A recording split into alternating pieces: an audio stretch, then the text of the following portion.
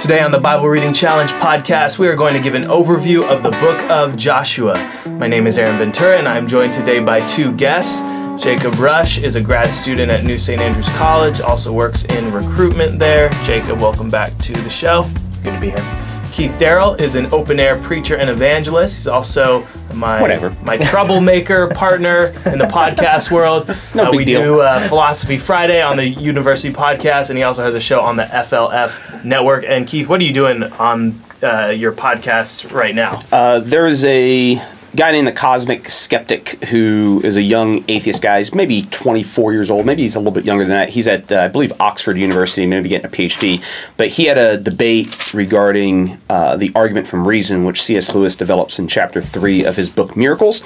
So what I'm doing is basically analyzing that debate, but right now I'm just kind of laying out the backdrop of the discussion. What is reason, and why Christianity supports the idea of reason, and even he's willing to admit that, basically there is no faculty in man called reason where we analyze data and stuff like that. But anyway, so I'm going to be critiquing that is what I'm doing. So yeah, if you want to check that out on the Fight Laugh Feast network, our friends over there got a whole bunch of shows, and Keith is on one of them.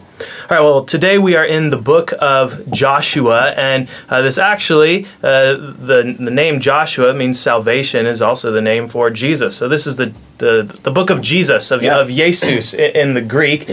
So let's talk about more broadly, before we get into some of these key chapters, what is the book of Joshua about? Jacob, I'll start off with you. What are some of the major themes people are going to encounter here?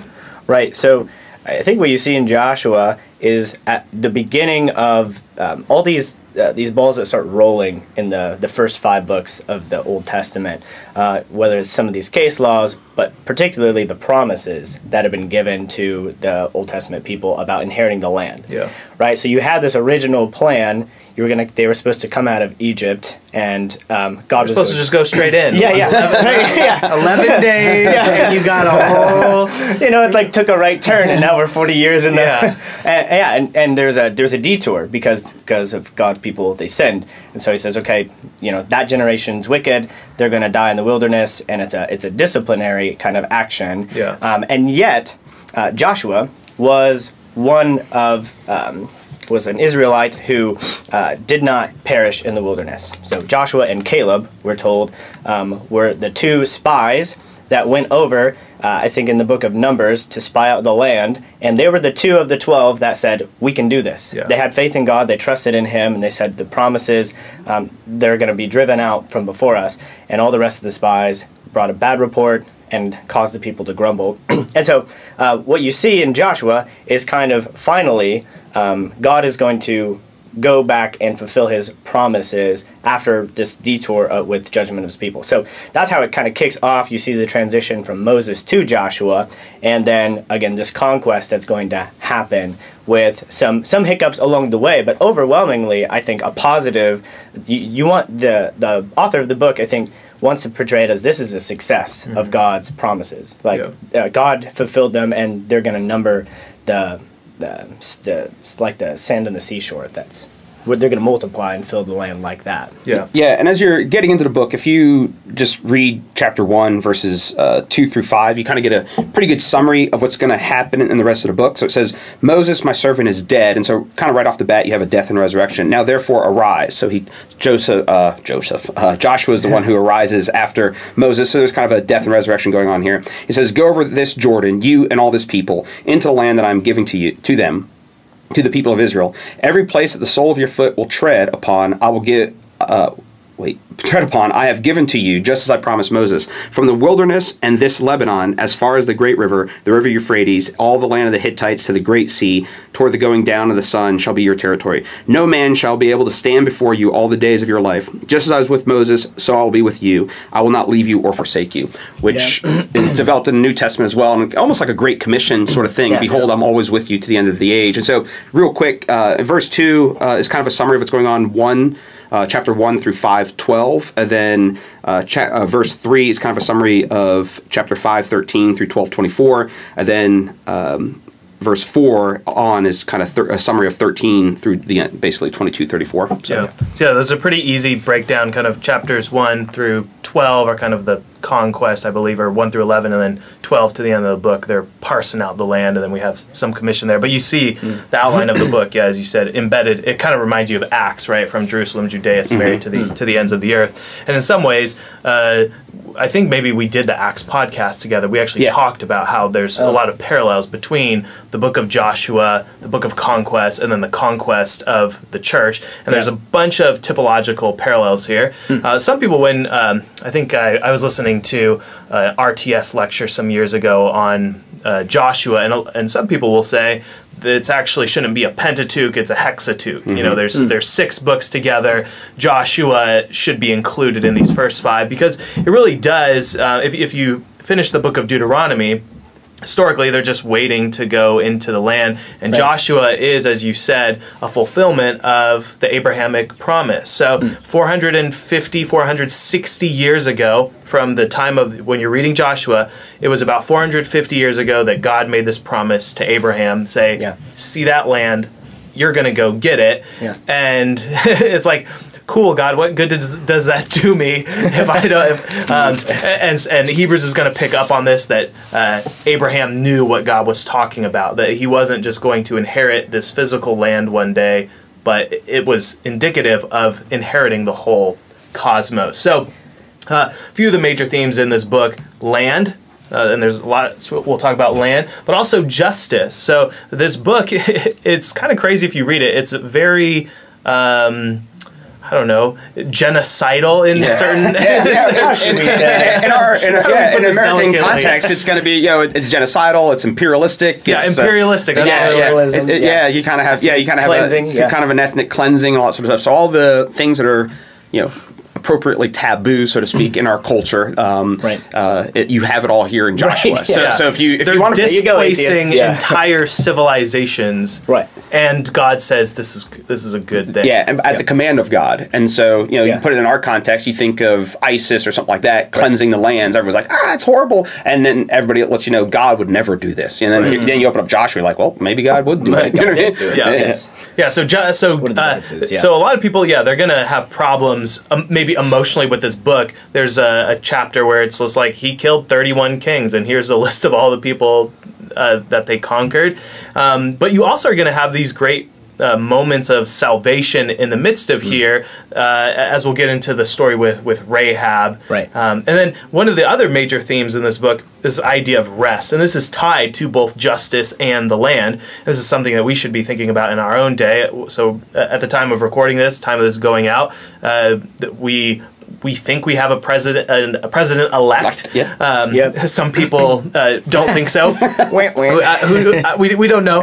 I'm not here to talk about that. But there is not peace in our land, and regardless of who is the president, you can clearly see our country is divided. What is it, 70 million-ish people on either side, and there are two diametrically opposed visions for what they want from our nation, from our land. And it's interesting reading the book of Joshua, where this is God, this is the founding of the nation going into the land, and what's going to happen to it. Are they going to be unified? Are they going to work together? Are they going to conquer their enemies or not? So there's a lot of lessons, I think, here for us. Can I just hop in on that really quick? I think there's an interesting, excuse me, sorry. There's two kind of points of tension. One at the end of the book of Deuteronomy, which says, when Moses dies, you can see this, whether or not who added this. I think Keith and I were talking about this a few days ago. You have this comment about, in Deuteronomy chapter 34, verse 9 and 10, and Joshua the son of Nun was full of the spirit of wisdom, for Moses laid his hands on him, and the people of Israel obeyed him and did as the Lord had commanded Moses. And there is not arisen a prophet since in Israel like Moses, whom the Lord knew face to face.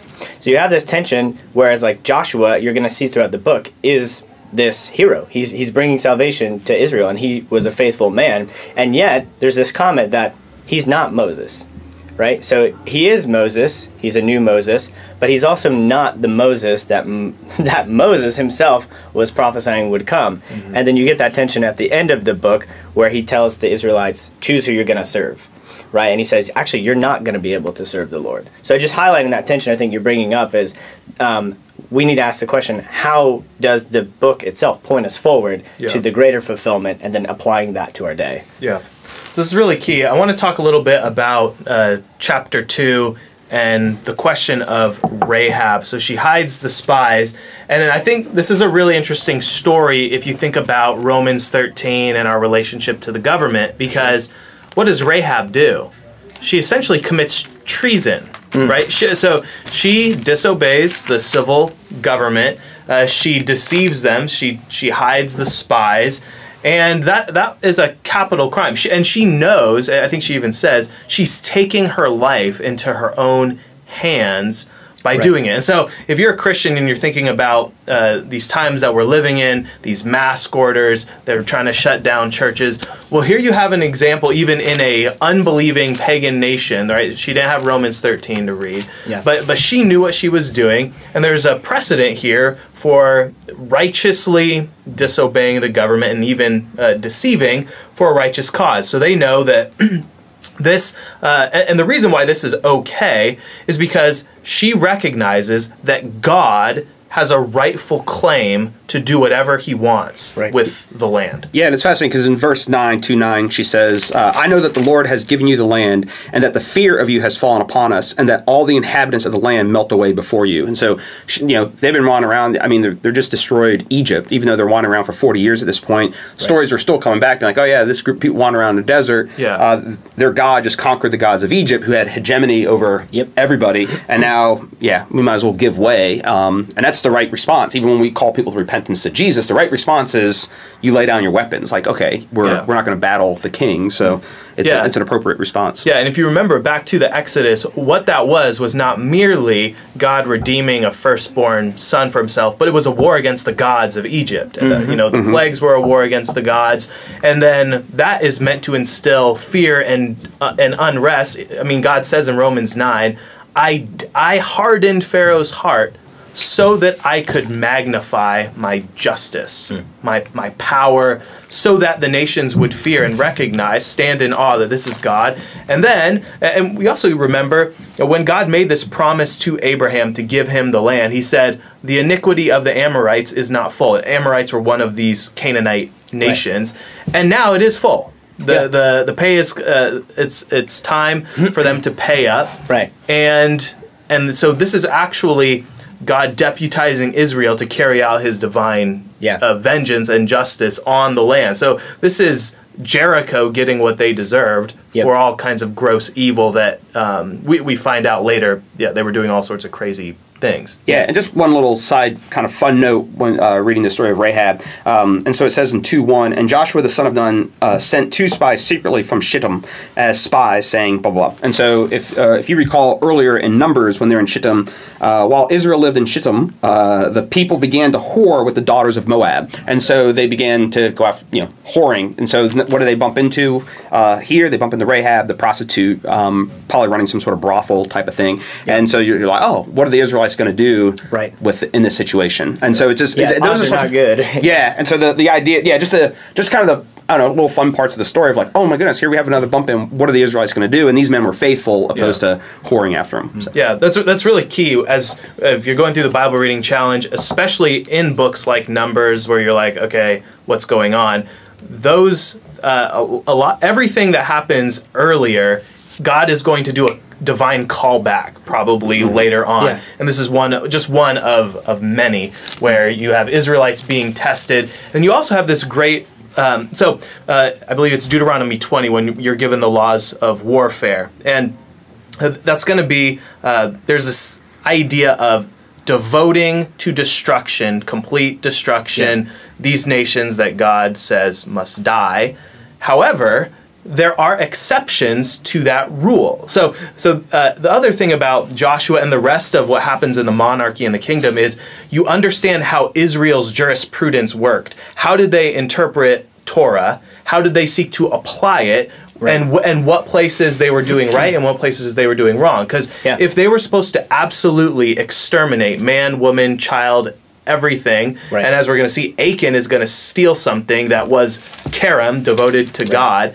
But here you actually have a Canaanite woman with a death sentence on her head that ends up being, you know, in the genealogy of Christ later on, right? She is actually saved. So it isn't just ethnic destruction that's happening in this book. It's religious destruction. It just happens to be that that ethnic group worshipped it. But there's a way for Canaanites to actually be saved, which is this really remarkable thing, which makes this story quite striking. Yeah, and you know, hopefully don't get too far afield if this is too nutty. But part of what's going on, and so even part of one of the angles, I guess I'll throw this out as a possible understanding of kind of the genocide of what's going on. So if you remember the story of the flood, so you have the flood, which was a global destruction of all the wickedness and everything else, and the going into the land of Canaan is almost like a local flood. So going in there and cleansing the land, and so just as God cleansed the earth because of the violence and everything else, the Canaanites and all these other people were wicked, and so God was cleansing the lands of them. So if you go back to Genesis 6, you kind of have kind of a funny little note if you're reading it. It says... Maybe. I'll tell you what it says if I get there. You hear the rustling of our pages. When man began to multiply and the daughters were born to them, the sons of God saw that the daughters of man were attractive, and they took as their wives any that they chose. And then it goes on to say the Nephilim, verse 4, the Nephilim were on the earth in those days and also afterward, when the sons of God came to the daughters of man. And so we have in Genesis 6, and I don't really know what the answer totally is of what it means that they're in the land afterwards, but in Numbers 13, it picks up this idea of the Nephilim as well, and it kind of gives you a genealogy. So if you follow that genealogy through, it's kind of the giant. I would want to argue that the genocide is wiping out of the giants, and the giants are some sort of weird, freakish sort of thing, the Nephilim, whatever those things exactly are. The genealogy that they're seeking to wipe out is that. So I don't think it's just wanton, like ISIS being like, hey, let's go be genocidal against the Christians sort of thing. Although you are wiping out idolatry and everything else. But I do think it deals with the bloodline of these Nephilim, whoever they are exactly. I'm not 100%, but they are distinct and unique. And they're kind of pulled out in Genesis 6 and Numbers 13. And so as you read this, like you could spend a lot of time. There's actually a pretty good chapter, if you're interested in it, in a book by a guy named Michael Heiser, The Unseen Realm, where he kind of develops this idea a little bit. And so it's kind of worth at least considering as you get into these chapters. That section's worth reading. Yeah, and I think we've talked about this a couple times before, maybe in the Genesis podcast with Pastor Doug, but there's basically two views with Genesis 6. Either they're angels that come down into the daughters of men, and then they have these half-breeds, and then what you have in the New Testament when there's evil spirits showing up in Jewish theology or demonology, an evil spirit is the departed soul of the Nephilim that were potentially destroyed in the flood. And so you would have these divine, semi-divine beings, these gods, these Elohim, these angels come down, and then you have these kind of half-man, half-god kind of Zeus-like characters. Yeah, you think of your Greek mythology, and you're like, oh yeah, that's where they are. Yeah, so that would be one view, and then the other view would be that they are just apostate breeders. So the sons of, this is the sons of Seth and the sons of Cain, daughters of Cain, basically. Yeah, that's what I'm thinking of. And so the question is, well, why did the sinful people suddenly become giants? I think that is one argument in favor of the angel view, which is the view I take. But it does turn Joshua into, not just a cleansing for their idolatry, but for the actual bloodline breeding that had happened mixing, basically demon some sort of sons of God blood sort of thing. We've got to protect the earth from the demons. Yeah, and within that, and part of that ties in with the whole, corrupting the seed of the woman and all that sort of stuff. So it might sound weird initially. I think if you spend a little, so if this is the first you've ever been exposed, like, what are these guys talking about? Crazy. What are these guys talking about? But the reality is, it's not completely nuts, and there are plenty of academic scholars, which kind of, without going too far afield, one of the things I remember being in college and them saying, oh, this is the historical understanding. Even if you go back to the early church, this is how they would have understood it. And I remember thinking, like, that can't be, because I was kind of a rationalist, and I did not have a supernatural view of the world where these sorts of things could be taking place. I was influenced by the Enlightenment and everything else, and you look at the early church. So anyway, if you just think this is completely nutty interpretation, it's actually has historical bearing and everything else. Yeah. We're going to keep moving forward? Or? Yeah, let's keep going. I want to jump ahead to chapter 5, because this is a really key chapter, really, in the history of Israel, and it's the circumcision of the second generation. And so here we find out that this entire generation actually had not been circumcised. And I want to read verse 9. Then the Lord said to Joshua, "This day I have rolled away the reproach of Egypt from you. Therefore the name of the place is called Gilgal," which means to roll away, "to this day."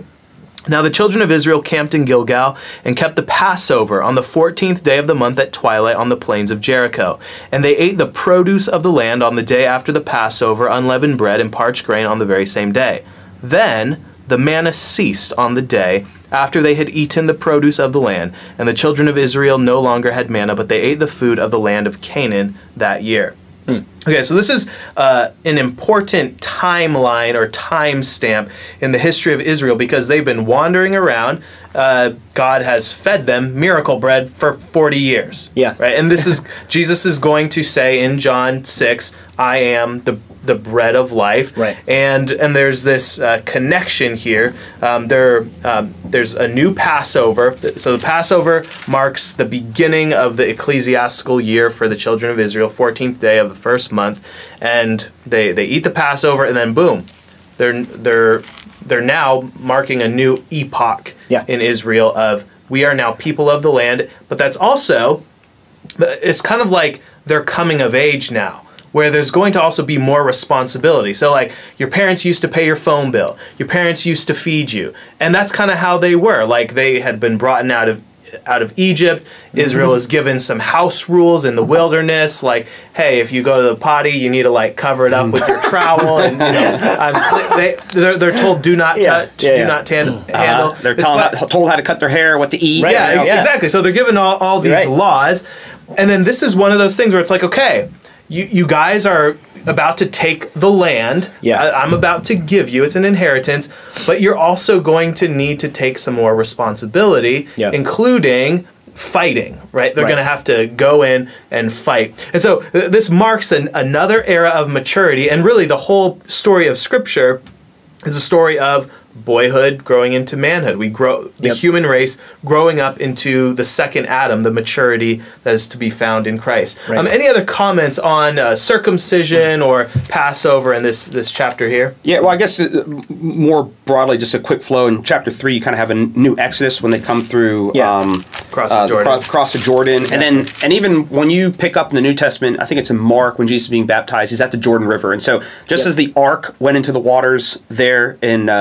Joshua 3, so Jesus kind of being he's the ark. He's the ark, and he's entering into the river. So when you're reading that, you're like, why is Jesus being baptized? It's this new Exodus motif that they're picking up. And so that's just kind of prepping. You have this movement coming through here into chapter 5. And I would actually argue that in chapter 5, Jesus, the pre-incarnate Son, shows up. So in verses 13 to 15, it says, "It came to pass when Joshua was by Jericho that he lifted his eyes and looked, and behold, a man stood opposite him with his sword drawn in his hand. And Joshua went to him and said to him, 'Are you for us or for our adversaries?' So he said, 'No. But as commander of the army of the Lord, I have now come.'" And if you think of just how Jesus talks in the New Testament, this is exactly how he would talk. "Are you for us or for our adversaries?" No. "But as commander of the army of the Lord, I have now come." And Joshua fell on his face to the earth and worshipped and said to him, "What does my Lord say to his servant?"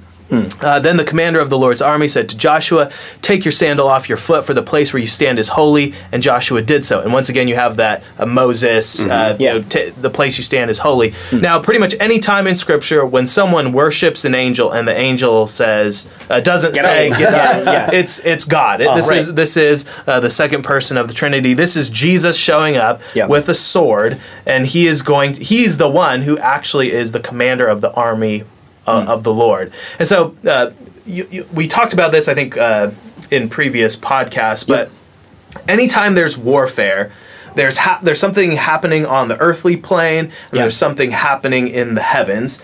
And our prayers, in the Lord's Prayer, we pray, "May your will be done on earth as it is in heaven." And so just as the people of Israel, which we talked about in Numbers, it's God's holy army, that was their mustering, the constitution of the holy army. So also there is this warfare in the heavens, and what happens on earth corresponds with what's happening in heaven. Right. And as Paul will say in the New Testament, we don't wrestle against flesh and blood, but against principalities, powers, and so forth. So anytime there's war, there's all on earth, there's also warfare in heaven.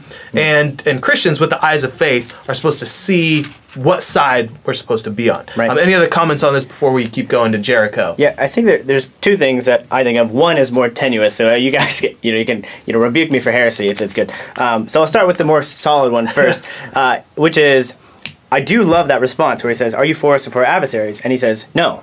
Right? Because that's going to be, you're going to see in just 2 chapters that Israel is going to get routed in battle because Achan takes the devoted thing. Yeah. Right? Which highlights this thing of we can begin to turn in on ourselves, like in Deuteronomy says, and says, "Oh, it's because of our righteousness that we have taken this land. It's because we were hot stuff." And he says, "Actually, no, it's because of my love for you and my kindness and the wickedness of the nations." So that's just, I think, it's a crucial linchpin for the history of Israel to say, the moment that they are not on the Lord's side is the moment that they're going to get routed by the Lord. Yeah. Right? Not merely just by the people of the land, but by Christ, who's going to, where it says, Jesus, after he brought them out of brought them out of Egypt, destroyed those who did not believe. Yeah. He's the one that you have to reckon with, because he's going to give it. The other is this idea of the drawn sword in his hand. And it makes me think, for better or for worse, in Genesis 3, when they're kicked out of the garden, and you've got the cherubim that's put in front of the Garden of Eden, or the Tree of Life, guarding it with the sword. Now, I don't know exactly if, how strong I want to make that connection, but you do have this sense where, Jesus is here in this Christophany as an angel of the Lord, right?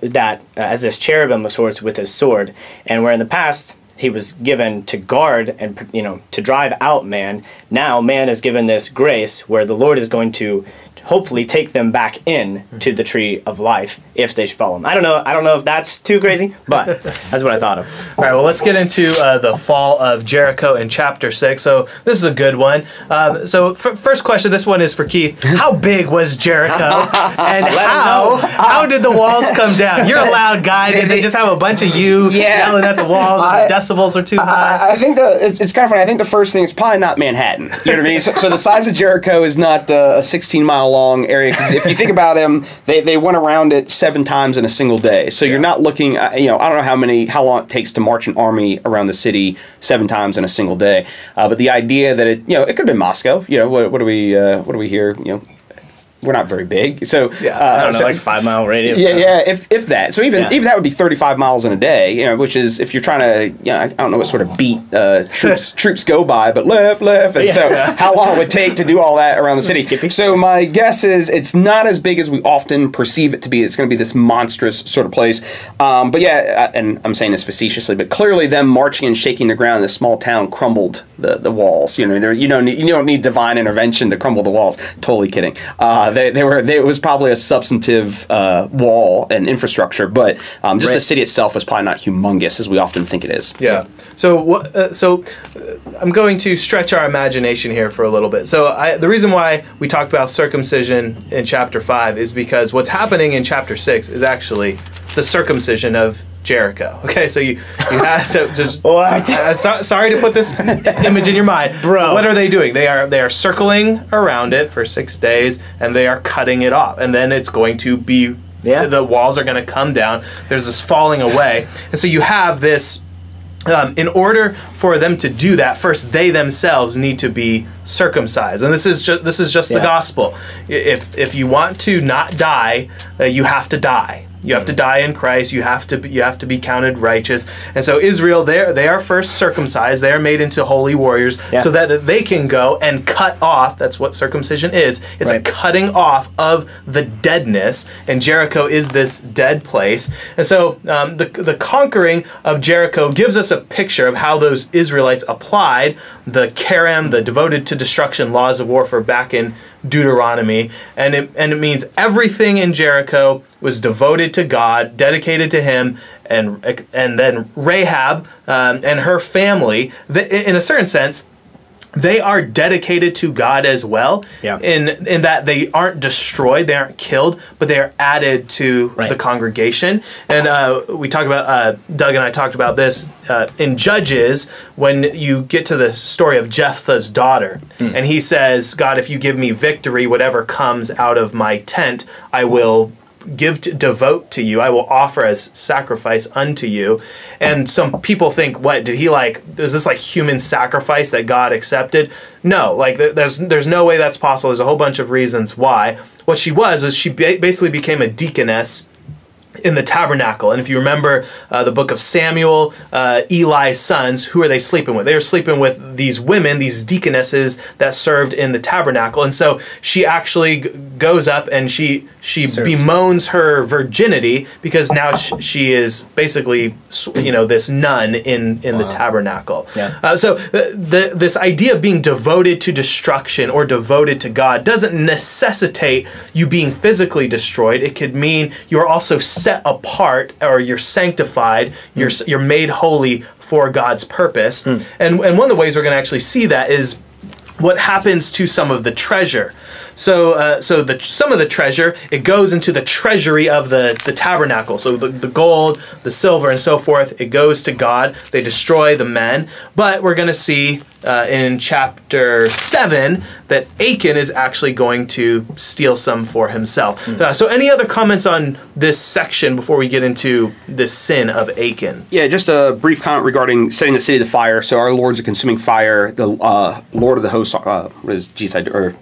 the army, commander of the Lord's army, is bringing them in. And so God's presence going into land, he's a consuming fire. So the burning it up, I think, is symbolic of that. And as Christians, we don't usually have a problem in upsell saying, oh, God's a consuming fire. Then we read a story like this, like, oh my goodness, they set the city to fire. Well, what is God's fire going to do to wicked people? You know what I mean? And to wicked things, it consumes them. And I think that's the place that we wrestle with, is we don't really think man's sinful at the end of the day. You know what I mean? Like, okay, it might not be perfect, but God's a consuming fire. So I think the fire coming into the land, it's God's fire. It's not just a random fire, and it's consuming the enemies of God. Yeah. One of the other cool things about this section is that Joshua puts a curse on anyone who rebuilds Jericho. And then in 1 Kings 16:34, the author explicitly says that this guy sacrificed his own son. He rebuilt Jericho at the cost of his son.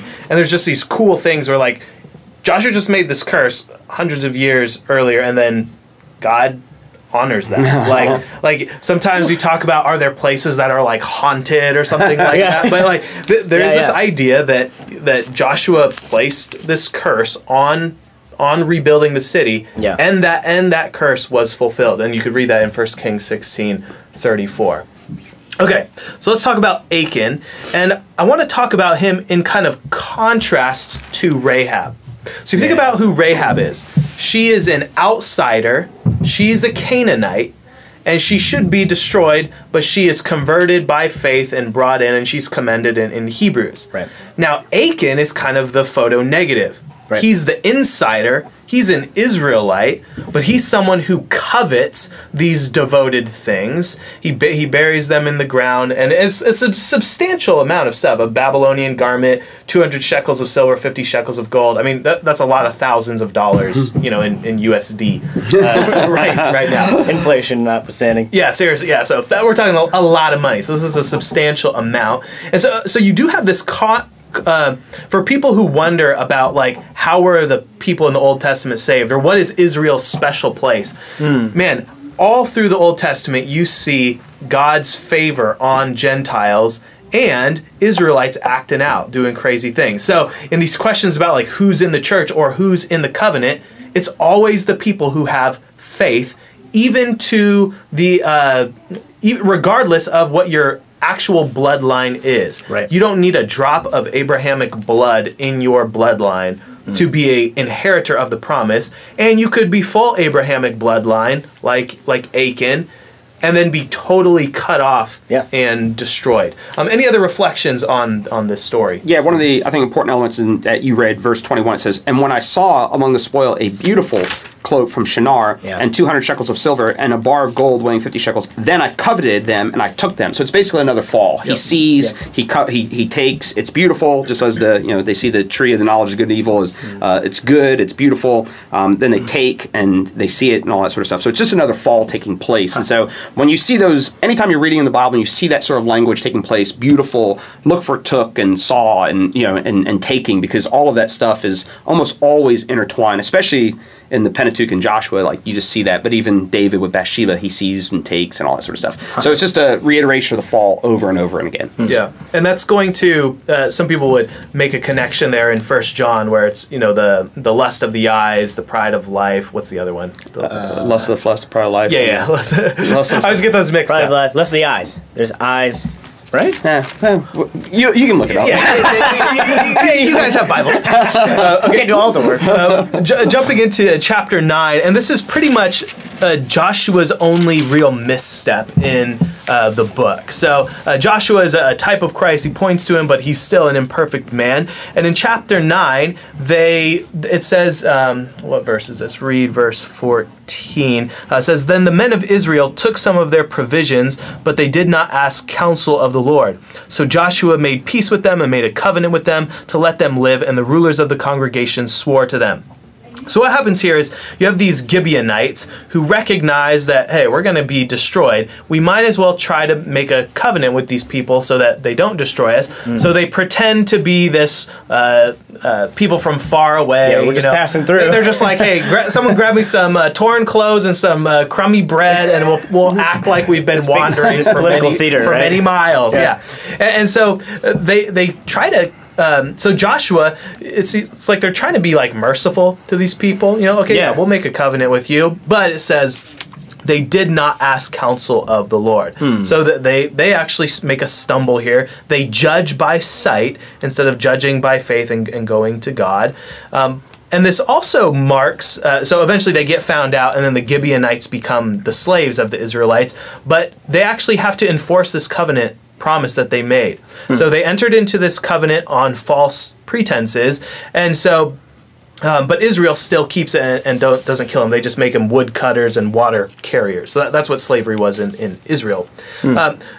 Now, think also about this idea of how can a Canaanite be saved? How can the nations be saved? And if you were a Gibeonite, this is actually like a great deal. Like, you are not destroyed. Yeah. You actually now get to become a slave of the promised people of God. Yeah. And that's and this is another Deuteronomic promise that if Israel is righteous, they will be the head and the nations will be the tail. Right. They will be the one who is lending, and the nations will be the one who is borrowing. And if you apply these to kind of our modern international relations and who the nations are, and you even think about calling internationally. So if you make an international call to America, what number do you dial? You got to dial number one. America is number one. I think my sister lives in London. I think they're like number 4. So, but someone decided which numbers were going to be what. Now, what makes a nation what makes a nation great is their righteousness, and eventually only the righteous are going to remain. But we should take that to heart and wonder: are we a nation that is in debt by the trillions, right? And who's that debt owed to? And to a whole bunch of different people. We're all like indebted to one another. But there's something here that God is showing us with how salvation works, how you as a Gentile nation can actually be added in. And who knows, if you were one of these Gibeonite servants who were a slave in Israel that eventually just became an Israelite and later on could have even possibly inherited land yourself. So anyone that joins themselves to the covenant people by faith, they renounce their gods, they are welcomed in. Right. So when people who are really don't like this genocide idea or this destruction of the nations, you got to remember there was always a way for you to avoid it. You could have just converted. You could have always just converted. Yeah, and given the American landscape, we still hate that idea. I mean, we still you should have religious freedom and should serve whatever God you want and all that sort of stuff. But just kind of rejects the nature of reality. As Christians, we're maintaining that Yahweh is the true God, created the heavens and the earth, and you don't get to do what you want to do. Yeah, and as Christians, and even in our nation, the only kind of religious freedom that Christians should want is to allow Presbyterians and Baptists to both practice their religion, and only that temporarily until they all become Presbyterians. You're welcome, chocolate. So that's the only kind of religious freedom that we should be fighting for. Okay, I want to talk about chapter 10, and then we'll kind of just close with the end of the book, because they just kind of apportion the land. So chapter 10 is one of those crazy cosmic miracles where the sun stands still. So who wants to take us into this chapter? Go ahead, Jacob. Because I'm torn on what happened, and I don't want to sound like a liberal to the audience. Wait, hang on. No, I think that means you should take us into the chapter. But because the punchline in verse 14 is not so much the miracle that the sun stood still, but it was, there has been no day like it before or since because the sun stood still? Nope. When the Lord heeded the voice of man, for the Lord fought for Israel. Yeah. And so the real kind of seem to be punchline of it is that he listened to Joshua. You know what I mean? He listened to it. More so than in of itself, the sun standing still. So, you know, I'll just say that. that's my take on the chapter. Yeah. So basically what you've got is you have this battle with 5 kings who encamp against Gibeon. And this should remind us of what? Remember back in Genesis 14? Yep. Abraham rescues the slaughter of the kings. Yeah, so remember Melchizedek, and now you have in chapter 10 Adonizedek, the king of Jerusalem. And I underline it King because of Salem. Because King of Salem, Jerusalem, Adonizedek, it was one of those things where you're kind of like, oh, it's clearly Melchizedek, because Melchizedek is like the king of righteousness, Adonai is God of righteousness, or power of righteousness, and so there's clearly an echoing back. What is it, Mark Twain, who says, like, history doesn't repeat itself, but it does rhyme? Like, it's what you have here also in the scriptures is like you've got all these 2.0s which are slightly different but harken back. And so, but I do think it's interesting, right? It's because you just get this deception, this like, oh, we rushed into this this covenant with Gibeon, and it's because they come and attack Gibeon that Israel gets drawn into this war. So it's almost like this international relations thing. Totally where they're like, oh man, like, dang it, like now it's like World War I or II where you attack one ally and now we've got to go defend it. And but again, they're faithful to the promise, and the Lord helps them, right? The Lord actually fights for them, even though they didn't seek His counsel. Just let's pause and think about this for a sec. You are a Gibeonite. You are supposed to be blotted off the map. You end up making this covenant, and look at how the covenant is enforced. Like, Israel actually now is putting their own people, their own, skin and blood to protect a nation that they were supposed to destroy, and it actually turns into blessing. So like something where it was a misstep, it didn't work out, now it's going to turn into this great deliverance. And if you were a Gibeonite that witnessed this is the faithfulness of Israel. If they were treating you righteously, and then they were actually coming to your deliverance, and God is fighting for you, as a Gibeonite, you would be like, wow, the God of the Israelites is a really marvelous, kind God. And even though He's destroying these nations, if we become righteous like Him, we could be spared. And so I think this is one of those things that people often skip over, is recognizing what this actually meant for these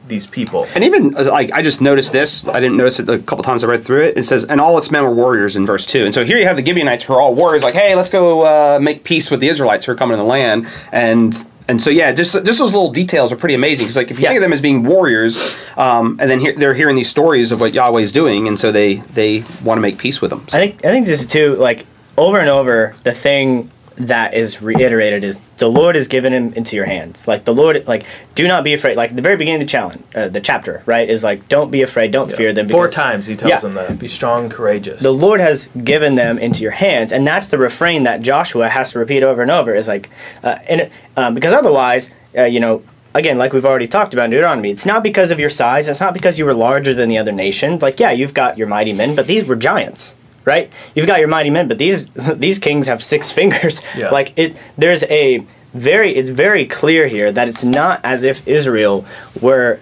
probably tough, like they were probably strong, but even in this battle, we get this example. This is verse, verse 11, this crazy stuff happening. As they fled before Israel, while they were going down the ascent of Beth Horon, the Lord threw down large stones from heaven on them, as far as Azekah, and they died. There were more who died because of the hailstones than the sons of Israel killed with the sword. I do love the anthropomorphism. Yeah. It's just like, Yeah. Yahweh throwing down stones. Yeah, and I know, right? Like, this would be an epic movie. Like, it really would. Like, if you could do this well, and you weren't silly about it, like, it would be really epic. But what you would need to do is highlight the fact that these are a people that God has redeemed and loved, and it really has nothing to do with them, right? All that, like you said, the picture of Gibeon kind of appending onto the covenant is ultimately a picture of Israel being taken into the covenant by God, where insofar as they are God's people, things are going to go well for them. Yeah, you also have this, I love this section on God stoning a people, because it just reminds us, I'm thinking about Romans 13 when it says, all authorities are God ordained. All the powers that be are God ordained. And what is the civil magistrate's job?